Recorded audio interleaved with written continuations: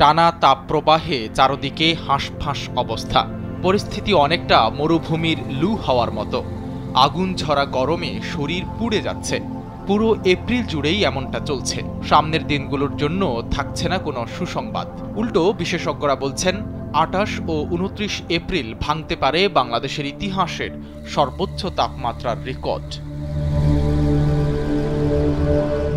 চলতি এপ্রিল মাসে গত ৭৬ বছরের ইতিহাসে সবচেয়ে বেশি সময় ধরে তাপপ্রবাহ ছিল বাংলাদেশে।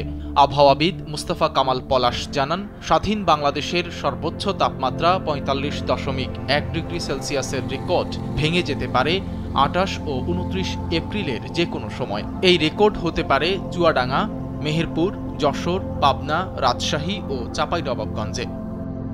জীবনকে উপভোগ করার সব আয়োজনই একটি নিশ্চিন্ত কমিউনিটি লিভিং নিশ্চিত করছে রূপায়ণ সিটি উত্তরা।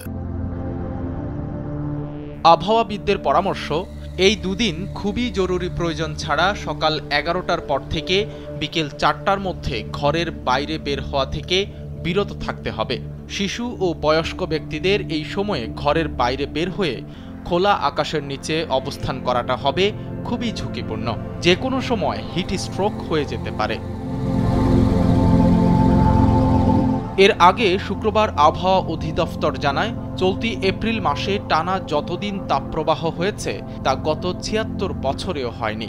হিট স্ট্রোক ও গরমজনিত রোগে এবার অর্ধ শতাধিক মানুষের মৃত্যুর যে রেকর্ড হয়েছে তাও অতীতে কোনো কালে দেখা যায়নি।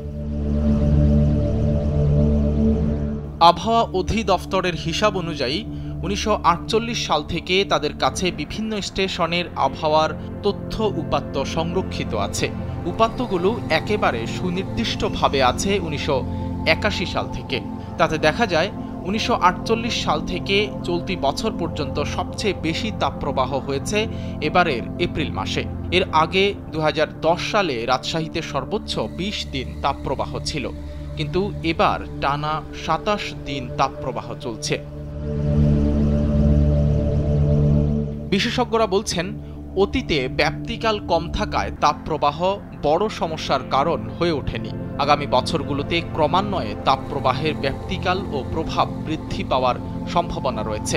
গত ৪৩ বছরের মধ্যে যশোরে তাপপ্রবাহ সবচেয়ে বেশি দিন ঘটেছে।